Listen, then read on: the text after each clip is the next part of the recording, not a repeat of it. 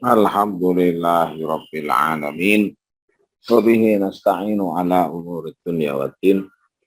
Wassalatu wassalamu ala asyrafil anbiya'i wal mursalin. Sayyidina wa maulana Muhammad sallallahu alaihi wasallam wa ala alihi wa ashabihi ajma'in. Ba'd. Alhamdulillah, puji syukur wonten ngarsa Allah Subhanahu wa taala yang masih memberikan kita pada hari ini nikmat yang banyak. Nikmat bisa bekerja, nikmat hidup, nikmat bisa makan, minum, nikmat kebebasan menghirup udara, kebebasan di Indonesia. Sementara di tempat-tempat lain kita tidak bisa merasakan kebebasan seperti yang di Indonesia. Dan nikmat-nikmat yang lain, khusus nikmatul iman wal Islam. Maka kalau kalian panjenengan ampun kesupen syukure so Allah Subhanahu wa taala. Shalawat wa salam mugi kansa atur dumateng Kanjeng Rasul Muhammad sallallahu alaihi wasallam. Qudwah hasanah kita sedaya. Uswah hasanah, contoh yang baik, contoh yang bagus buat kita untuk mendapatkan kemuliaan baik di dunia maupun di akhirat. Dan mudah-mudahan dengan kita mengikuti beliau, baik berupa tindakan, perbuatan, atau perkataan beliau, atau ketetapan beliau, atau akhlaknya beliau, mudah-mudahan kita mendapatkan ridho Allah Subhanahu wa taala dan ridho Nabi-Nya Kanjeng Rasul Muhammad sallallahu alaihi wasallam. Oke. Kalau ini ada permintaan saged sing kala wingi mbok diulangi melih Pak. Padahal kula pun matur nih, di samping kala wingi hose nggih radi telat akhirnya mboten kerekam. Iki mboten napa-napa. Dipun ulangi tapi singkat mawon nggih. Kala wingi kita bahas ayat 99 dugi ayat 1 setunggal. Wonten ing ayat 99 kala wingi kita bahas tentang babakan anzalna. Anzalna berarti kami telah menurunkan. Menurunkan di sini adalah menurunkan Al-Qur'an. Maka ungkapan Al-Qur'an untuk menurunkan itu ada yang menggunakan anzala, ada yang menggunakan nazzala. Dalam terjemahan itu sama-sama menurunkan, tapi ternyata berbeda. Kalau anzala atau di sini anzalna itu menurunkan tapi secara periodik, tidak secara langsung. Itu kapan? Itu mulai dari Lauhil Mahfuz ke Kanjeng Rasul Muhammad sallallahu alaihi wasallam. Tapi kalau nazzalna wa nunazzilu, dari kata nazzala yunazzilu, itu menurunkan tapi secara spontan, langsung mabrek, jumlatan wahidatan. Itu dari apa? Dari Allah Subhanahu wa taala ke Lauhil Mahfuz. Itu langsung. Nah, sanese Quran itu menggunakan nazzala.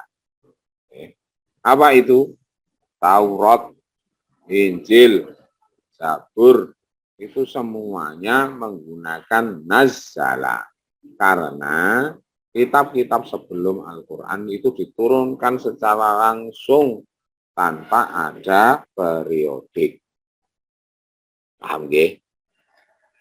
Ilaika kanya kembali kepada Rasulullah sallallahu alaihi wasallam ayatin mubayyinat. Ayat itu jamak dari ayatun. Ayatun jamaknya ayat. Ayat itu artinya tanda bahwasanya itu dari Allah Subhanahu wa taala. Maka tanda keagungan Allah Subhanahu wa taala kedah jenengan pirsa yang pertama adalah ayat-ayat kauniyah. Ayat-ayat kauniyah itu dari ciptaan Allah Subhanahu wa taala. Itu sangat banyak, jauh lebih banyak daripada ayat-ayat kauliyah. Ayat-ayat kauliyah kalau di Al-Qur'an ya 30 juz itu yang jumlahnya ada 6.600 sekian atau 6.400 sekian, itu ulama berbeda-beda tentang jumlahnya, tapi yang jelas 6 ribuan. Itu kan sedikit dibandingkan dengan tanda-tanda kekuasaan Allah di kauniyah atau alam semesta ini.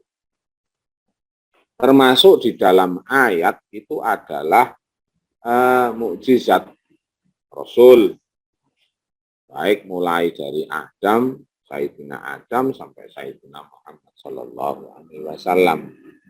Nah, cuman untuk Banu Israel itu mereka tidak peduli dengan tanda-tanda kuasanya Allah. Jadi hati mereka tertutup untuk hal yang begitu. Maka keterangan ayat 99, wa ma yakfuru biha illal fasiqun. Maka orang fasik tidak percaya sama yang begituan. Maka di sini Banu Israel disamakan dengan orang fasik. Orang fasik itu orang yang berbuat dosa, yang melanggar aturan Allah Subhanahu wa taala, aturan Rasulnya. Kalau di sini ya Rasulullah Muhammad Sallallahu Alaihi Wasallam. Terus macam itu. Kenapa demikian? Jangankah Nabi Muhammad, nabi-nabi sebelumnya itu loh didustakan sama mereka, dilecehkan sama mereka, dikuyo-kuyo. Maka ayat ini turun untuk menguatkan Nabi Muhammad Shallallahu Alaihi Wasallam. Kampanye ya Rasulullah, ini dalam bahasa saya sendiri, Allah itu mengingatkan kepada Rasulullah. Kalau misalnya kamu itu dilecehkan sama, tidak diterima oleh mereka Bani Israel, itu nabi-nabi dulu juga begitu, bahkan lebih parah dan lain sebagainya. Maka tenang saja, yang berkuasa atas mereka itu aku. Jadi tidak usah sedih, tidak usah galau, nyantai aja. Jadi seakan-akan Allah memberikan motivasi kepada Rasulullah begitu. Nah, karena apa? Karena banyak umatnya yang menolak, walaupun sudah ditunjukkan ayat-ayat atau tanda-tanda kuasa Allah Subhanahu wa taala. Kita melebet ayat 100. Awakullama ahadu ahdan nabadahu fariqum minhum. Salah satu dari jeleknya sifat-sifat sebagian besar dari Banu Israel ketika mereka dan itu berjanji atau membuat MOU itu selalu enggak ditepati. Minan bersani lah antara Israel dan Palestina udah ada perjanjian apa kemauan dilanggari kabeh gitu kan. Oke. Ya kayak begitu. Nah, Banu Israel punya sifat seneng khianat. Bal aktsaruhum la yu'min. Itu bentuk ketidakimanannya mereka seperti itu. Contohnya adalah perang yang diikuti oleh Rasulullah Muhammad SAW. Seperti contohnya perang Khandaq misalnya. Itu harusnya Banu Israel yang tinggal di Madinah, itu jaga bareng-bareng Madinah, karena mereka juga penduduk Madinah. Rasulullah itu sudah memperkirakan sebelumnya, sudah seorang pemimpin yang visioner, gitu kan, visioner. Kenapa dikatakan visioner? Karena mempunyai pandangan bahwasanya Madinah ini kota kita bersama. Dengan ya urip ning Madinah, aku ya urip ning Madinah, kanca-kancaku ya urip ning Madinah. Ayo coba bareng-bareng. Maka terus ada perjanjian. Apa itu namanya? Piagam Madinah atau Wasiqatul Madinah. Ya. Tapi ternyata awal-awal itu mereka sudah setuju dan lain sebagainya. Nanti kalau ada musuh kok menyerang, ya kita bekerja sama antara satu dengan lain karena ini kota kita bersama. Tapi ternyata Banu Israel itu tidak kayak begitu. Mereka membiarkan bahkan mempersilahkan kepada masyarakat Arab yang jahiliyah itu untuk menyerang Rasulullah Muhammad Shallallahu Alaihi Wasallam. Nah, itu berarti kan mereka menyalahi perjanjian di awal. Perjanjian apa? Perjanjian Madinah atau kesepakatan utawi konsensus Madinah. Piagam Madinah itu Wasiqatul Madinah. Nah, semacam itu. Nah, ayat 101 itu walamma ja'ahum rasulun min indillahi musaddiqul lima ma'ahum nabadha fariqum minal ladina utul kitaballahi wara'a dzurihim ka'annahum la ya'lamun. Ketika datang nabi Allah, maksudnya pun nabi Rasul yang itu ada. Rasul itu satu orang, Rasulun itu satu orang. Tapi kalau banyak orang namanya Rasul. Oke. Rasul. Maka yang dimaksud Rasul di sini adalah hanya Rasulullah Muhammad Sallallahu Alaihi Wasallam. Ketika Rasulullah Sallallahu Alaihi Wasallam itu datang ke kota Madinah dan bertemu dengan orang-orang Yahudi, bertemu dengan komunitas yang ada di Madinah, masyarakat termasuk di dalamnya orang Yahudi. Rasul ini adalah perpanjangan tangan dari Allah. Maksudnya pripun? Utusan Allah. Dan mereka sudah tahu. Dan itu termaktub dalam kitab-kitab mereka. Yang Rasulullah itu membenarkan bahwasanya dulu ada kitab-kitab yang diturunkan oleh Allah Subhanahu wa taala kepada Nabi Daud namanya Zabur, kepada Nabi Musa namanya Taurat, kepada Nabi Isa namanya Injil. Dan itu dibenarkan oleh Rasulullah. Memang betul dulu ada kitab-kitab yang diturunkan kepada nabi-nabi dari kalangan Bani Israel. Dan itu disebutkan. Bukan cuma itu, termasuk suhuf. Suhuf jamak dari sahifah. Itu ingkang pun riyen kula aturaken babagan masalah suhuf. Dan itu diakui oleh Al-Qur'an dan dia diakui oleh Kanjeng Rasulullah sallallahu alaihi wasallam. Dan mereka tahu bahwasanya Rasulullah membenarkan itu. Tapi ternyata segala hal yang berkenaan dengan Rasulullah yang sudah sesuai dengan kitab-kitab mereka, yang sudah mereka ketahui bersama, ciri-cirinya dan lain sebagainya termasuk sifat-sifat selanjutnya itu nabada fariqum minal ladina utul kitab Allah wara'a. Mereka lemparkan ke belakang.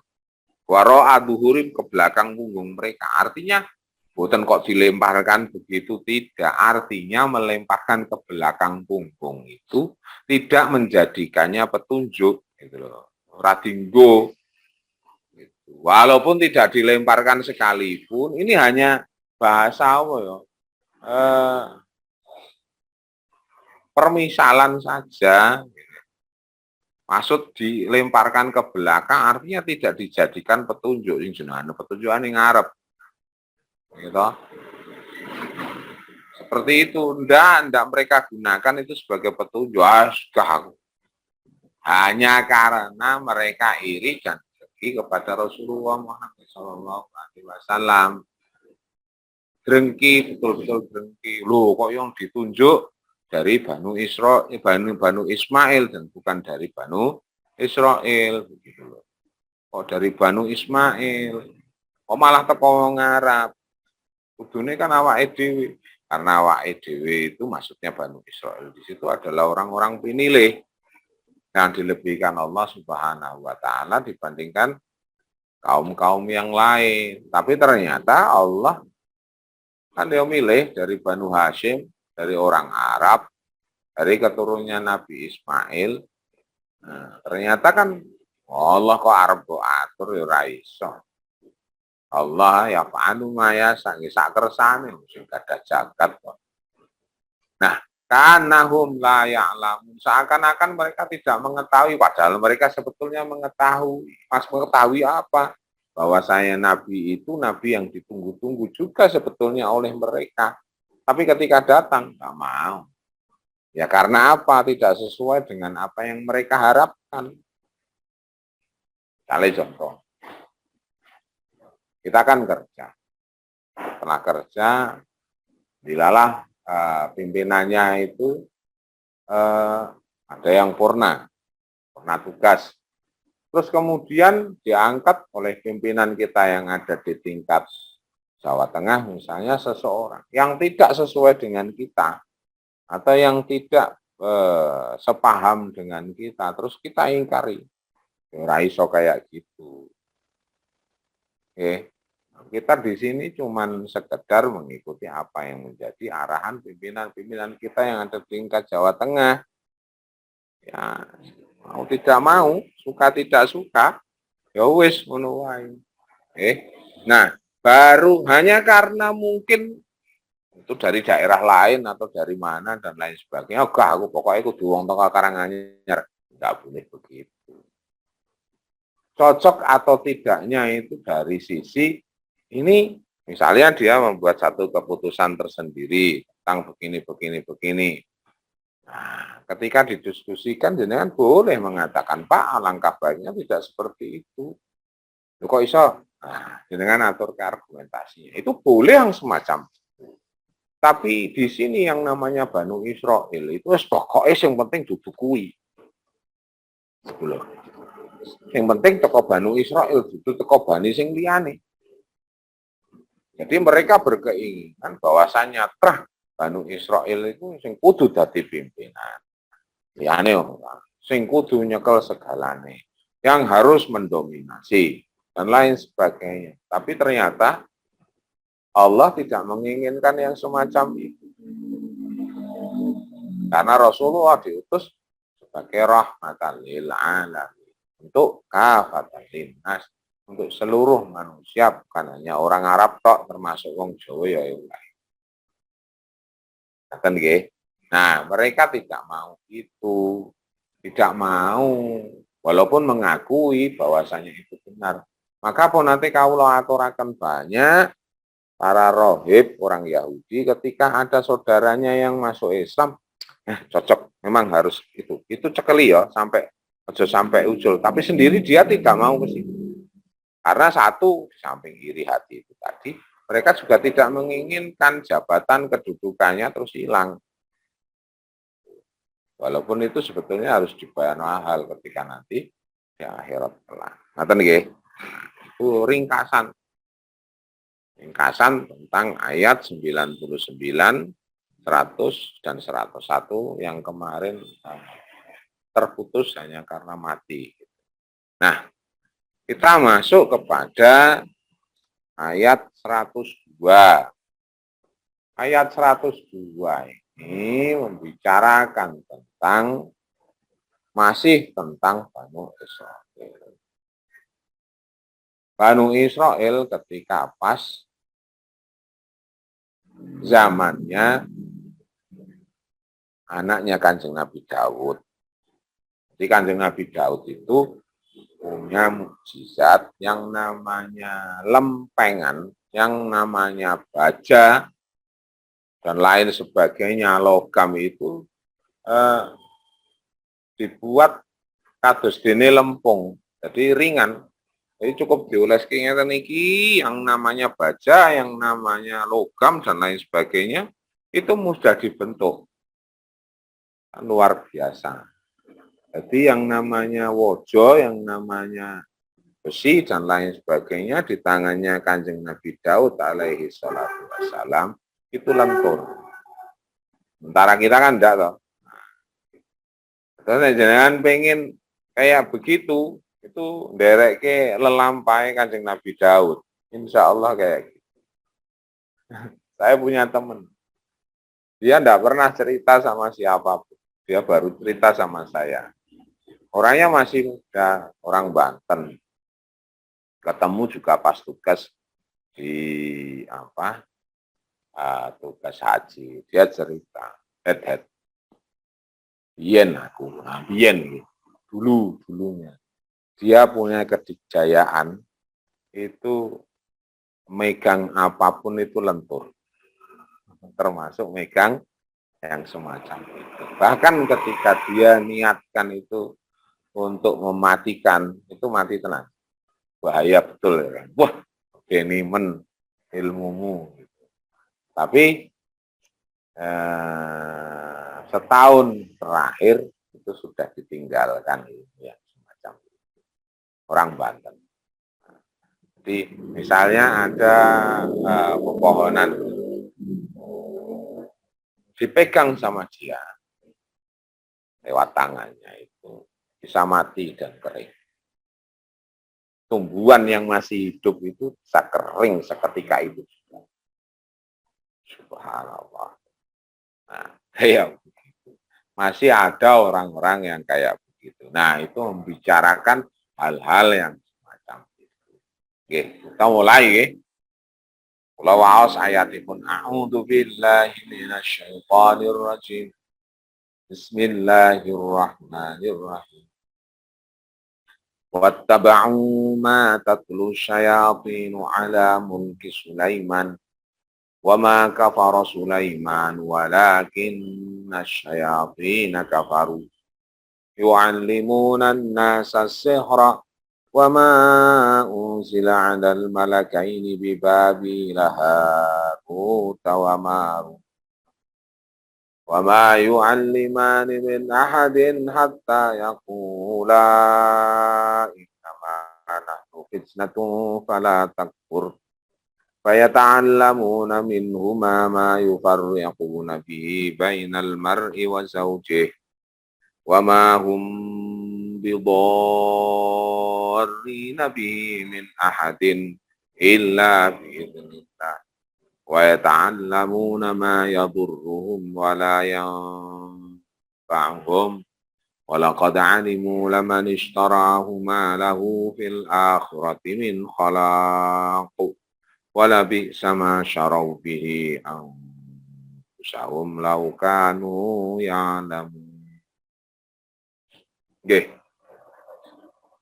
Kata yang pertama dari kata ittaba'a yattabi'u. Ittaba'an itu fi'il madhi. Maka di sini adalah fi'il madhi atau past tense kalau dalam bahasa Inggris. Wattaba'u, dan mereka mengikuti. Mereka yang dimaksud adalah Banu Israel. Kenapa Banu Israel? Yang dibawa, yang dipimpin oleh Kanjeng Nabi Sulaiman, anaknya Nabi Daud, itu adalah Banu Israel. Maka, nyuwun pangapunten, kalau panjenengan tidak ting Palestina, wabil khusus di situs tertentu, itu satu area begitu, di situ ada Masjidil Aqsa, di situ ada tembok ratapan, di situ ada Kubatu Sahra, di situ ada gereja Isa Al-Masih, itu satu tempat. Kali-kali lah jenengan tidak beriko. Makanya jenengan manggi, ternyata orang-orang Banu Israel itu ketika doa, itu di hadapannya tembok ratapan. Tembok ratapan. Tembok ratapan itu menurut mereka reruntuhan dari King Sulaiman, atau dalam bahasa Inggrisnya Solomon Temple. Reruntuhan dari kuilnya Nabi Sulaiman. Nabi Sulaiman itu jenengan pun perso kados pundi digdoyone. kados pundi kekuatan Nabi Sulaiman. Ingkang bala tentaranya itu bukan cuma manusia, tapi juga hewan, tapi juga segala hal sing raketok, jin barang dan lain sebagainya. Angin bahkan ya bisa ngomong. Pripun niku? Anangel kan betul-betul digoyo toh. Maka oleh mereka ya diumbul-umbul ke tenan tuh. Kilo rojoku hebat toh. Semacam itu. Nah, itu Nabi Sulaiman. Maka mereka berdoanya di depan tembok yang mereka yakini, bener tahu wallahu alam shawab, itu adalah bagian daripada kuilnya Nabi Sulaiman. Di sisi lain, di sana juga ada kanisah. Kanisah itu gereja. Gereja ini siapa? Isa Al-Masih. Itu di satu lokasi. Di satu lokasi yang lain, beda kali itu. Di satu lokasi yang lain itu ada Masjidil Aqsa dan Qubbatus Sakhra. Di Masjidil Aqsa itu bukan yang di tingkat 2 tapi yang di bawah. Itu jenengan masih akan mendapati mihrab yang dulu Rasulullah Muhammad Shallallahu Alaihi Wasallam mimpin para anbiya dan para malaikat ketika sholat sebelum mi'raj. Dan di Qubbatus Sakhra itu ada batu tempat nginjaknya Rasulullah untuk naik ke Buraq. Itu di sana. Walaupun asli ini batu ini kemambang. Jadi enggak jatuh sebagaimana batu yang lainnya. Semacam itu. Nah, itu. Maka mereka bangga sekali terhadap rajanya. Itu mereka menganggap bahwasanya itu adalah rajanya orang-orang Israel. Wattaba'u ma tatlus syayatinu ala mulki Sulaiman. Nah, ketika Raja Sulaiman itu sampun kapundhut, itu juga semuanya tidak ketahuan sampai yang namanya tongkatnya itu dimakan rayap. Baru setelah itu keluarganya atau tentaranya termasuk jin niku nembe ngertos menawi Nabi Sulaiman kapundhut. Seperti itu. Artinya yang mengetahui walaupun jin dan lain sebagainya juga perkara-perkara yang memang dirahasiakan oleh Allah, ya mereka tidak tahu betul. Nah, awake dhewe nganggep jin niku kabeh ngerti kabeh, ndak dengan salah, bukan seperti itu. Maka yang dimaksud syaitan di sini adalah jin-jin dan lain sebagainya. Makhluk halus itu semuanya. Itu mereka juga tidak mengetahui hal-hal yang memang ditutup oleh Allah Ta'ala. Masalah kematian mereka juga tidak ngerti. Maka lucu banget kalau ada orang itu terus dikonco jin. Terus untuk menanyakan hal-hal yang goib itu. Lah engko dhewe omu metok ora mudeng kok ben krungu ya.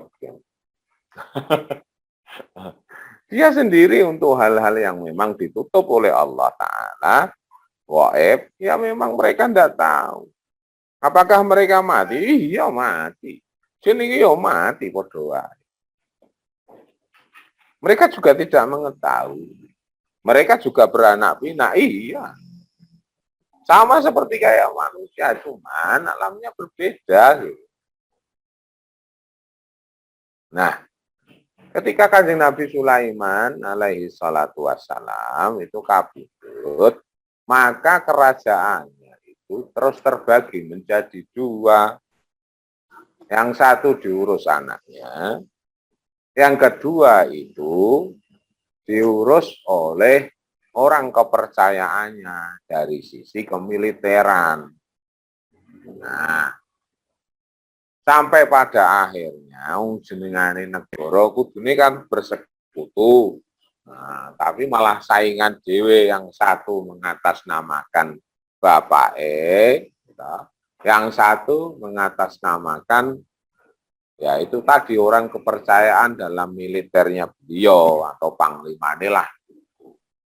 Nah, itu piye carane gen supaya iso ngalahke wong liya, maka disebar fitnah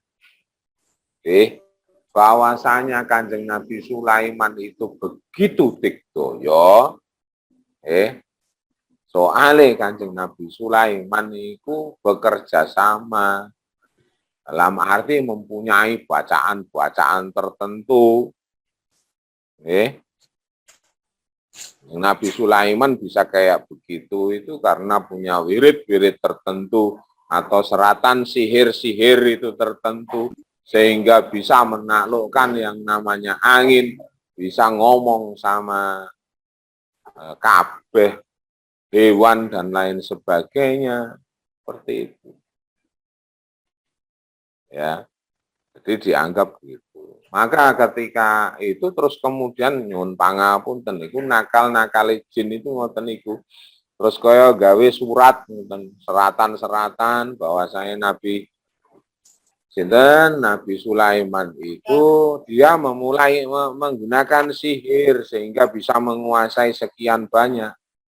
Dan itu ditempatkan di bawah singgasanya Kanjeng Nabi Sulaiman.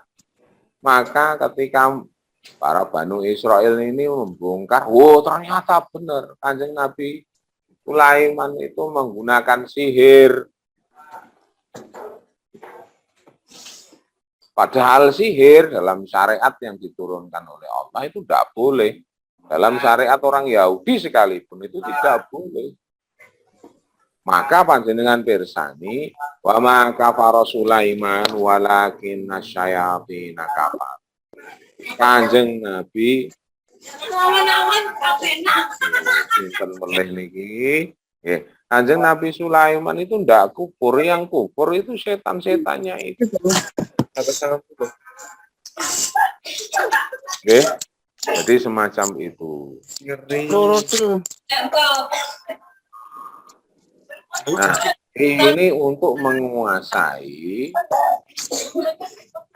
jadi saling menggunakan trik sami seperti kados sakniki niku lho politik, urusan politik itu menghalalkan semacam cara.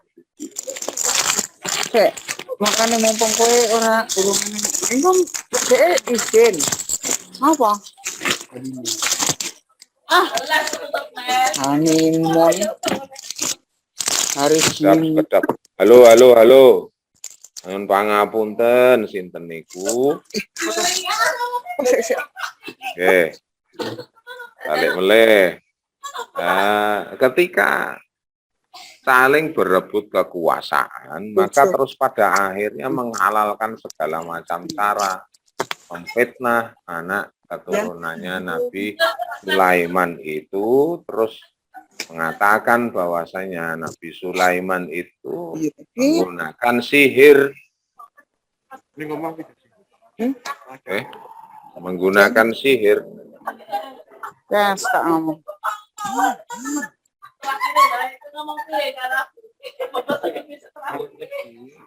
Sudah pulau. Aku tak nunggu Pak Waneng kene belok ya. Timbangane aku mubengi lho. Bapak larang. Hah? Ya Allah, wis rampung banget ya.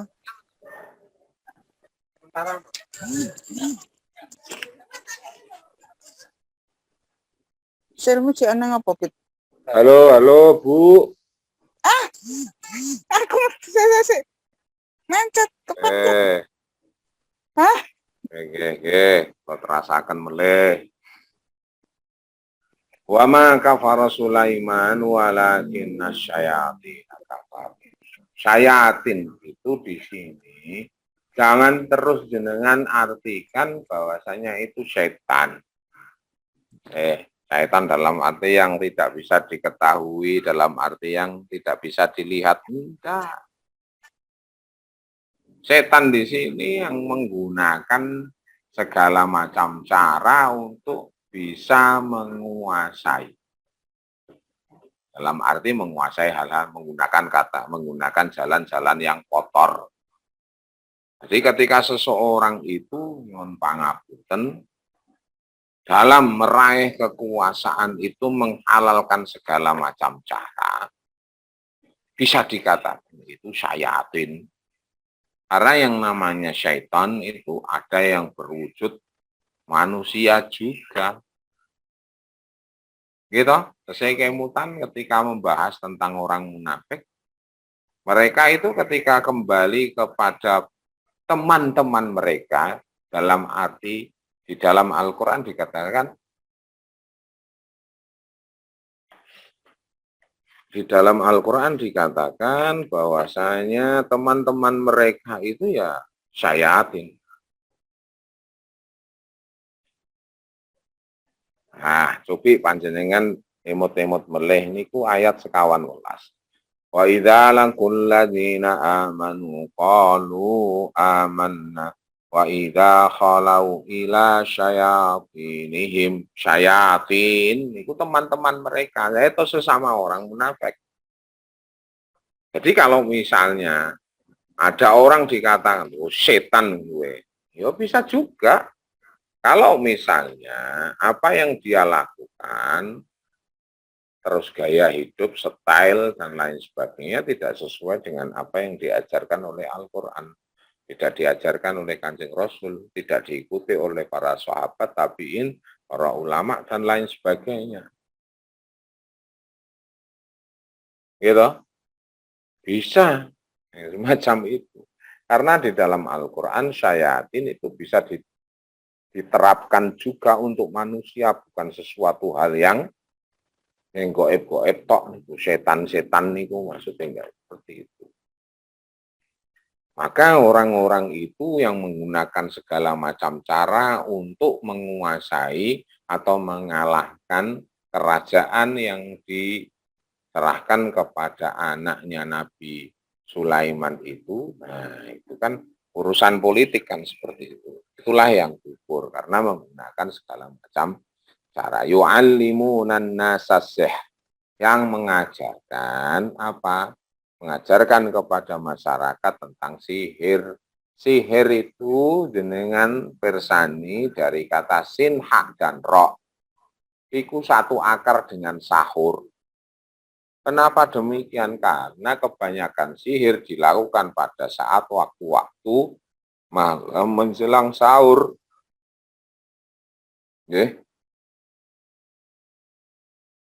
Semacam itu. Jadi dari dulu yang namanya Bani Israel kecenderungan kepada sihir itu luar biasa. Maka ketika yang namanya sapi, itu setelah mereka sembelih, kemudian bagian daripada sapi dipukulkan kepada orang yang mati, itu terus orang matinya itu bisa hidup kembali. Mereka pikirannya jadi sihir. Wah, ini berarti sapi ini. Terus pada akhirnya mereka menyembah sapi sama seperti penduduk-penduduk Kanaan yang ada di sekitar mereka ketika mereka keluar dari Mesir. Ketika di Mesir, masyarakat berkecimpung dalam hal-hal sihir. Terkenal di sana. Bagaimana mungkin yang namanya tali disulap bisa menjadi ular? Kan begitu. Sampai sekarang di Mesir itu tentang masalah sihir luar biasa. Sampai akhirnya ke Goneng Jowo dan lain sebagainya. Nah, kalau hal-hal yang semacam itu, yang namanya sihir itu hukumnya haram, mutlak, tinggalkan. Black magic tidak boleh. Karena itu malah justru menjauhkan kita dari Allah. Syarat-syaratnya aneh-aneh. Jaran goyang dan lain sebagainya. Waalaikumsalam. Oke. Nah, itu sihir. Maka untuk mengantisipasi sihir, itu sebetulnya juga mudah. Jadi nggak usah takut dengan masalah sihir. Untuk menanggulangi sihir, sebetulnya mudah-mudah saja. Satu, dengan punya wudhu. Dan mungkin bisa dilakukan sebelum tidur. Karena biasanya yang namanya sihir bekerja di malam hari. Apa yang kita lakukan? Membaca Fatihah 3 kali. Membaca kulhu 3 kali. Baca kul a'udzu birabbil falaq 3 kali. Baca kul a'udzu birabbin nas juga 3 kali. Terus setelah itu ditiupkan ke tangan ini dan dibasuhkan ke seluruh tubuh. Udah, begitu aja. Terus kita tidur ya tidur biasa aja. Jadi tidak usah takut terkena. Kalaupun kena itu atas izin Allah. Titik. Karena yang berkuasa adalah Allah. Kalaupun tertolak, yang menolak adalah Allah Subhanahu wa Ta'ala. Maka kita berlindungnya kepada Allah. A'udzu billahi minasyaitonir rajim. Selesai. Karena kita berlindung kepada zat yang menguasai alam semesta, yang menguasai seluruh makhluk yang diciptakannya, dan lain sebagainya. Sihir itu bekerja dengan hal-hal yang gaib tadi yang dikatakan kayak setan, iblis, jin, dan lain sebagainya. Itu bekerja sama dengan yang kayak gitu. Yang ingkar kepada Allah Subhanahu wa Ta'ala, maka syaratnya aneh-aneh. Nah, saya masih keingat tahun 2009, saya masuk pada satu instansi, di sana itu masih ada. Dulu ya, ada yang namanya silet, wis ceklek, wis karaten, gunting sudah karaten, paku sudah karaten, dicampur sama ketan kuning, masih bentuk ya ketan masih belum digodok dan lain sebagainya, sama buah dan sama bunga dan lain sebagainya, itu ditaruh di tempat kepala satu instansi. Dan jumlahnya banyak, termasuk di pojokan-pojokan. Itu dulu tahun 2009. Saya masih mendapati. Mosok Islam pikiran yang ini dan lain sebagainya. Jadi ada keirian, kedengkian kepada pimpinan supaya mereka itu terus ya kena sihir, apa dipedot ilate, apa dipedot nyuwun pangapunten saraf dan lain sebagainya, sehingga tidak tahu sampai pada akhirnya sakit atau bagaimana. Jadi mereka masih banyak datang ke dukun. Orang-orang dulu masih kayak begitu. Dan saya sing buangi tak oblongi kabeh. Karepe. Saya ambilin satu persatu, enggak tak tendang kaya sing gimana itu. Enggak, itu kan sajen gitu. Kalau ini di sini paku berkarat dan lain sebagainya, silet, gunting dan lain sebagainya, sesuatu yang berbahaya dan itu ditaruh di depan pintu ruangan pimpinan. Jadi Bapak Kepala, Ibu-ibu kasih dan lain sebagainya, dulu ada yang kayak begitu. Ada yang dibungkus dengan nyuwun pangapunten napa kados kain kafan, kain putih atau kados mori gitu. Eta pendeti setunggal cek kaya ngene bae monggo. Cek lu ngonang dukun bae. Jadi kayak begitu. Itu hukumnya haram mutlak datang ke dukun. Kalau dukun baik gak apa-apa. Gak masalah. Tapi dukun ilmu hitam ndak boleh, wong Islam kayak gitu. Hukumnya haram. Jangan pernah datang ke dukun dah. Dukunnya apa sih? Dukun bayi ora apa-apa. Nah, Itu urusan sihir.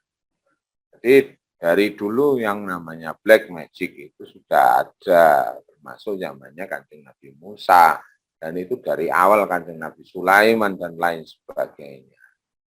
Nah, awalnya urusan politik sampai akhirnya menggunakan, ternyata Kanjeng Nabi Sulaiman itu juga sihir sehingga bisa menguasai dan lain sebagainya. Nah, sampai pada akhirnya Allah itu menurunkan wa ummama unzila 'alal malakaini bi Babila Harut wa Marut. Harut, Marut, teng pundi, teng Babil. Babil niku napa? Babilonia. Babilonia niku pundi, teng Irak. Jadi Irak ya padha ae kayak gitu. Dengan persani sampai saat niki nggih ngoten. Tesih wonten ngoten niku. Nah, namanya malaikat ini sinten Harut wa Marut niku malaikat kan nek ning ceritane malaikat niki hubunganipun ketika Allah Subhanahu wa taala menjadikan Nabi Adam khalifah. Itu cerita. Cerita nih. Cerita niku banyak yang mengatakan itu cerita Israiliyat. Jadi bukan asli dari tafsir, dari cerita-cerita. Jadi diambil manfaat hikmahnya saja. Benar tidaknya cerita itu wallahu alam. Kemungkinan besar guru-guru saya mengatakan ora bener kuwi ora koyo. Jadi malaikat itu ada yang terus akhirnya diutus. Ayo, kowe ngremehke wong menungso to. Ngremehke Kanjeng Nabi Adam alaihi salatu wassalam. Nah, akhirnya mereka diutus dadi menungso. Coba kowe dadi menungso iso apa ora kemaken men gitu. Maka mereka dimasukkan hawa nafsu, delok wong wedok itu terus seneng dan lain sebagainya. Nah, ceritanya kan begitu. Nah, tentang kebenaran cerita yang kayak gitu, guru-guru saya mengatakan, bahwa alam bisa iso dihindari saja yang kayak gitu. Makanya dengan persani tafsir Al-Misbah tidak mengatakan kayak gitu. Tafsir-tafsir muktabar yang lainnya tidak mengatakan kayak begitu. Mereka menerangkannya jauh lebih rasional. Apa itu? Urusan politik. Sampai akhirnya memfitnah bahwasanya keturunan Nabi Sulaiman itu mempunyai kekuasaan geniso ngalahke soalnya atas nama orang tuanya Nabi Sulaiman itu kan angel ngalahke begitu. Mereka terus menggunakan fitnah berupa apa? Bahwasanya Nabi Sulaiman kuwi bisa kaya ngono kuwi mergo duwe ilmu sihir. Maka aja-aja dumateng masyarakat ya pilih awake dhewe yo sing ora nganggo sihir dan lain sebagainya.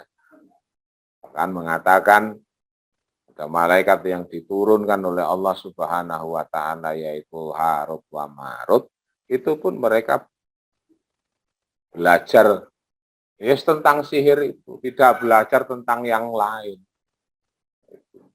Piye to carane yen supaya dugeng baca ora apa-apa, sampai teng Jawa kan ngoten to. Nggih mboten. Ben supaya apa ditebas ora kedas pedang iso melompat dhuwur, iso sak klebat ngerti-ngerti wis tekan Jakarta, kurang kan kayak begitu semuanya.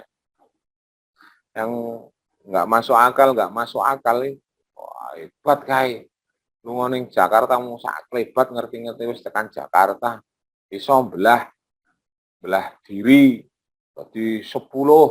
Dadi Zuhad iki ana sing ning Kliwonan, enek sing ning Kemenak, enek sing ning Kebak Kramat, enek sing ning Jakarta, macam-macam. Ya, kayak gitu, urusannya begitu. Walaupun mungkin ada yang bisa kayak begitu ada.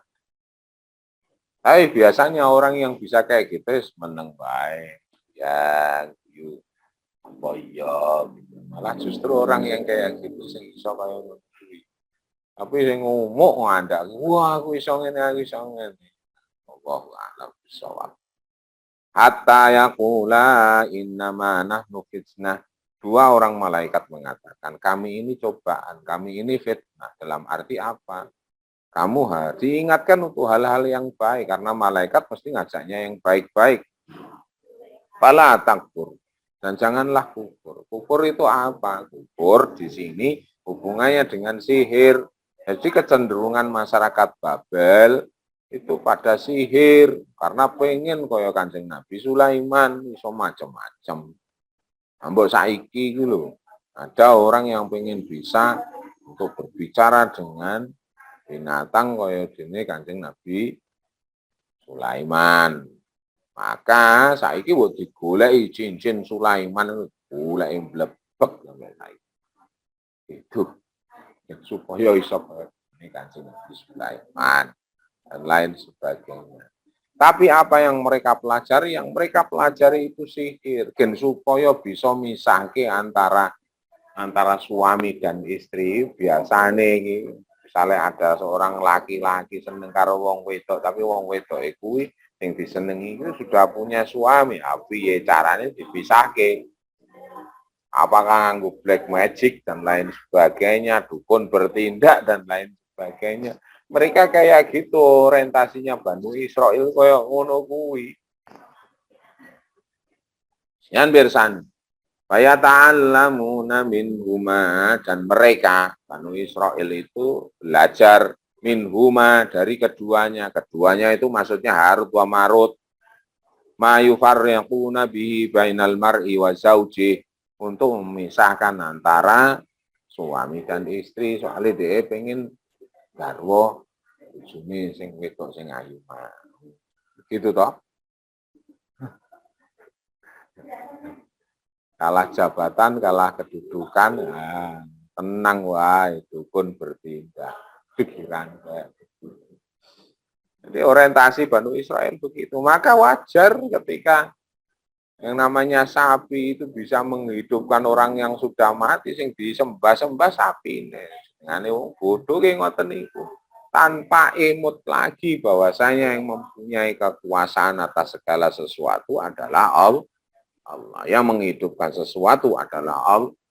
Yang memberikan perlindungan adalah Allah dan lain sebagainya. Walaupun sudah diemutke pada nabi-nabi yang diutus Allah kepada mereka, ning ragu wis. Coba jenengan persani.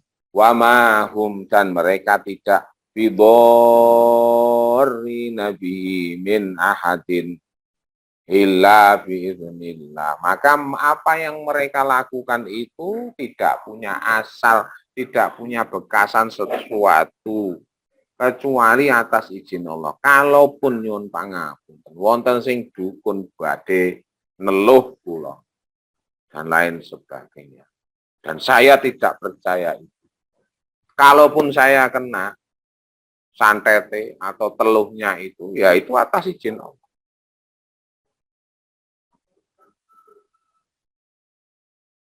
Tapi kalau misalnya saya berlindung kepada Allah Subhanahu wa taala sebagai bentuk ikhtiar saya sing kula aturke kalau wau maos Fatihah dulu palak binas kaping 3 kalau wau terus dibasuhkan gorehke teng sedaya apa badan atas izin Allah pun yang namanya teluh yang namanya santet itu bisa tertolak. Kayak begitu. Jadi kita itu tenang saja karena kita bersandaran kepada Allah Subhanahu wa taala.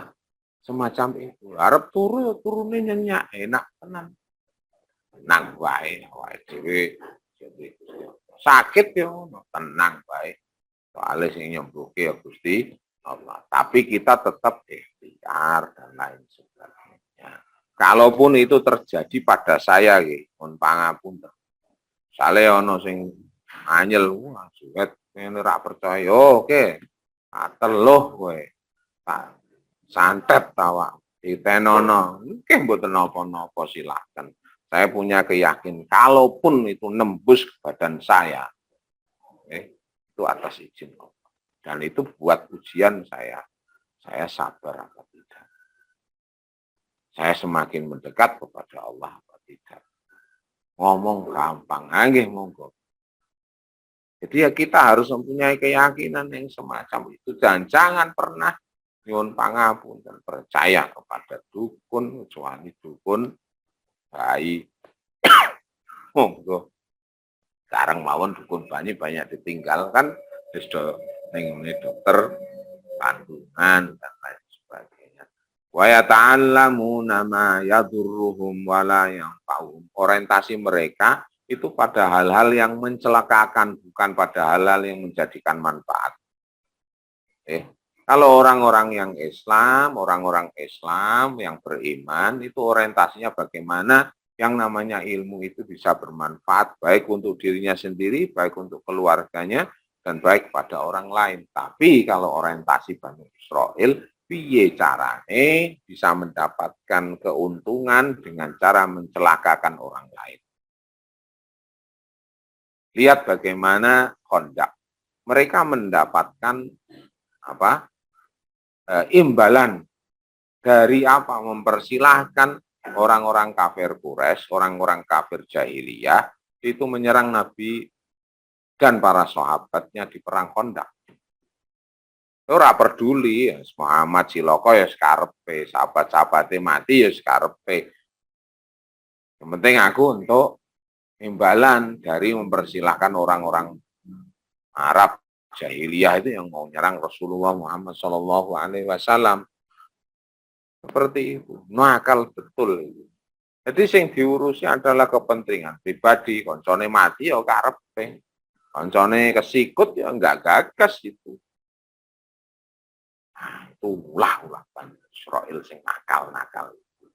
Jadi tidak berpikir tentang manfaat, tapi berpikirnya madorot. Madorot apa? Memberikan madorot kepada orang lain di mana dia mendapatkan kepentingannya sendiri secara duniawi.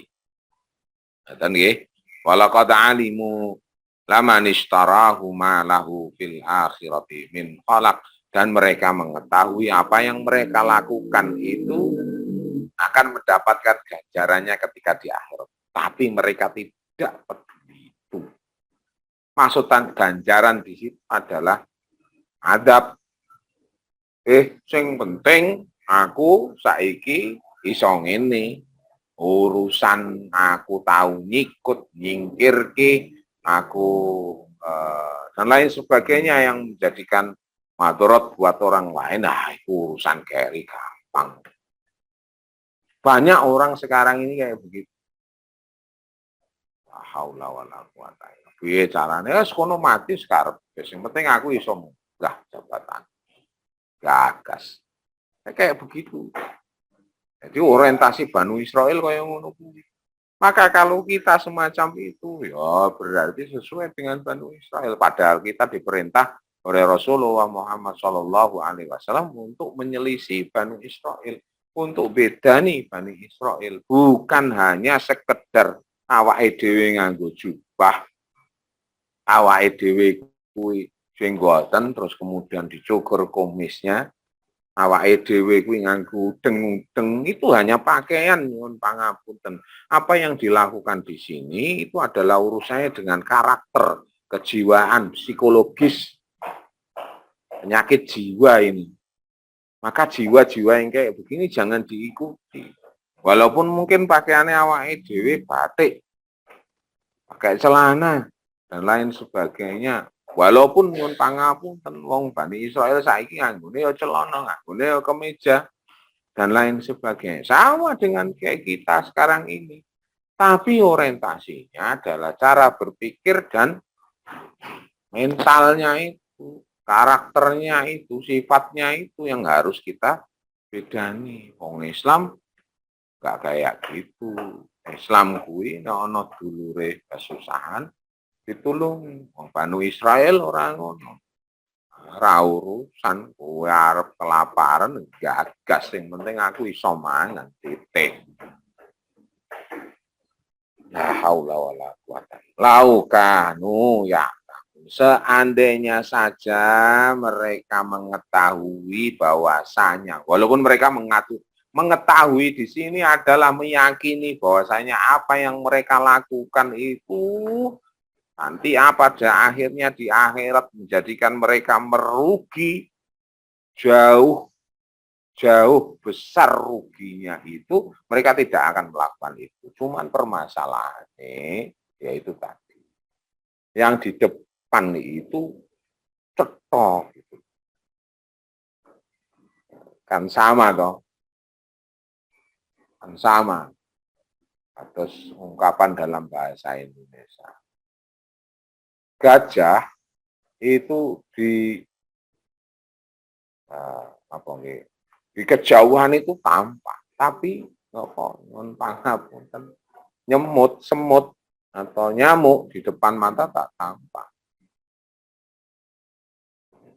Jadi delok kesalahane dulur, wah stop banget. Tapi kesalahannya sendiri dia enggak tahu. Jadi itu tadi, dia masa bodoh dengan saudara, dengan keluarga, dengan teman, itu enggak digagas sama sekali. Yang mereka gagas adalah bagaimana mereka mendapatkan keuntungan di dunia ini. Walaupun di akhirat mereka mengetahui mereka akan mendapatkan yang hal kayak gitu, mendapatkan azab dan lain sebagainya dari Allah Subhanahu wa taala, mereka tidak peduli itu. Seandainya saja mereka meyakini dalam arti sudah merasakan itu, maka aku yakin mereka tidak akan melakukan itu. Padha karo awake dhewe lah. Orang-orang yang korupsi, yang melakukan pencabulan, kayak wingi guru, rumah tafid dan lain sebagainya. Kalau seandainya mereka mengetahui betul-betul, secara meyakini betul-betul, mengimani betul-betul bahwasanya adab yang diberikan oleh Allah Subhanahu wa taala kelak di akhirat di koyo ngono abote, tidak akan mereka lakukan. Seandainya itu berarti realitanya tidak mengetahui. Wah, kalau mereka mengetahui, nah misalnya aku sugih ya, aku arep entak ya bumbuan sugih so ya gak ngerti. Itu umpamanya, jenengan umpama kan realitanya ndak kayak gitu. Nggih, atus ngoten niku. Terus urusan sihir dari dulu sudah ada. Dan kita diminta oleh syariat untuk menjauhkan diri kita dari segala hal yang kayak begitu. Karena itu bekerja sama dengan para iblis, setan, dan lain sebagainya, jin, dan lain sebagainya yang justru menjauhkan kita dari rahmat Allah Subhanahu wa taala. Jadi kayak dari dulu yang kayak begitu enggak dibenarkan. Makanya dilawan ya kayak begitu. Dan Rasulullah Muhammad Shallallahu alaihi wasallam hal-hal yang semacam itu, kemampuan yang semacam itu dikatakan bahwasanya mukjizat terbesar Rasulullah Muhammad Shallallahu alaihi wasallam adalah Al-Quran dan bukan hal-hal yang semacam itu. Bisa ngomong, arwet, elok lah. Bisa menghidupkan dan lain sebagainya. Dan ada itu ceritanya. Ada putrane sahabat itu kabudut. Terus akhirnya ditutupi. Kanjeng Rasul pengen ketemu, anaknya tanya. Luar biasa ya. Cuman tetap dikatakan bahwasanya mukjizat terbesar Rasulullah Muhammad Shallallahu alaihi wasallam adalah Al-Qur'an, karena itu adalah kalam. Maka nyuwun pangapunten, alhamdulillah instansi yang dulunya itu cek dolanan black magic kayak begitu sekarang wis resik. Mudah-mudahan anggota-anggotanya atau karyawan-karyawannya juga sudah meninggalkan hal yang semacam itu. Cukup berpegang kepada tali Allah dan ajaran Rasul Muhammad Sallallahu Alaihi Wasallam. Atus dene ingkang pun ajaraken kali para sahabat tabi'in, para kiai kita, monggo kita ugemi, mugi-mugi kita minaringan rahmatipun Allah Subhanahu wa taala. Para bapak, para ibu sedaya ingkang insyaallah dirahmati Allah, Nyuwun pangapunten saderengipun ala kulihal monggo kita akhiri pertemuan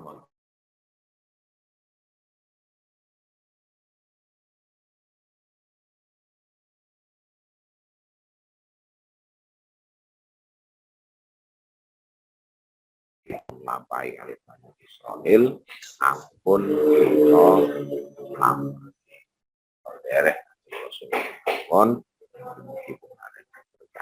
amin Allahumma amin. Monggo kita tutup kanthi wasan hamdalah kali doa kafaratul majlis. Alhamdulillahirabbil alamin. Subhanakallahumma wa bihamdika asyhadu an la ilaha illa anta astaghfiruka wa atubu ilaik. Aqulu qawli hadza astaghfirullaha li wa lakum wal aqulu minkum. Wassalamu alaikum warahmatullahi wabarakatuh.